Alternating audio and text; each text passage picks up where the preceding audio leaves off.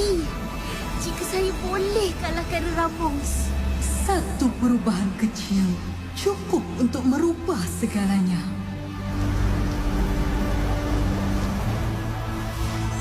Perubahan kecil? Saya rasa saya dah faham. Baiklah. Masa untuk santapan.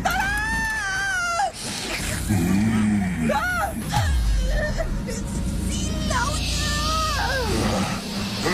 Hah? Apa tu?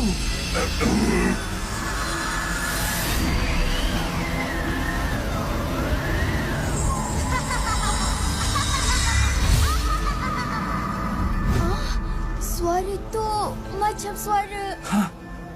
Tuanku, adakah itu... Iya, Marinus. Itulah elemental beliau.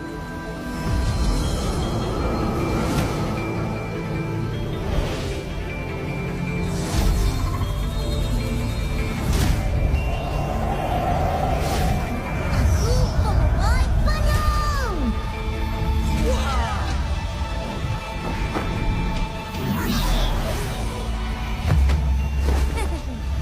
Hai Mas Ramos. Mas Ramos kau kata? Kita tuanku Maharaja Ramos!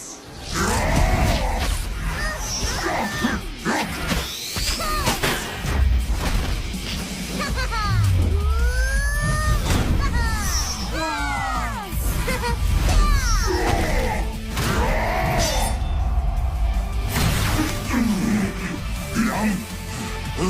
Kemana kau menghilang? Sini tuanku. Mari sini kau!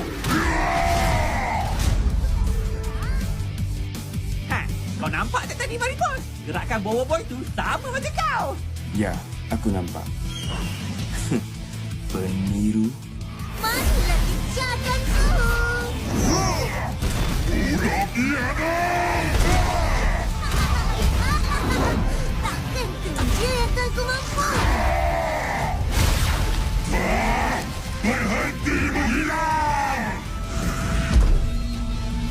Hai, kalau susah sangat nak kena, biar saya je lah kenakan tuanku. Boy dah jadi kupu-kupu. Dah tak betul budak ni.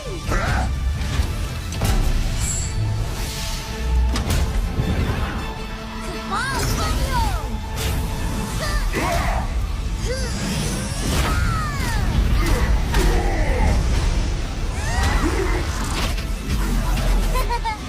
kena, tak kena. Oh yo, boleh jadi kupu kita.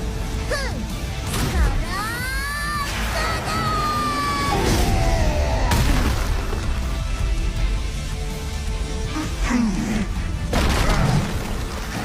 Berani betul kau budak! Tuanku kata tuanku penakluk yang gagah perkasa. Takkanlah dengan budak macam saya pun boleh kalah. Diam kau! Budak biadab! Saya biadab.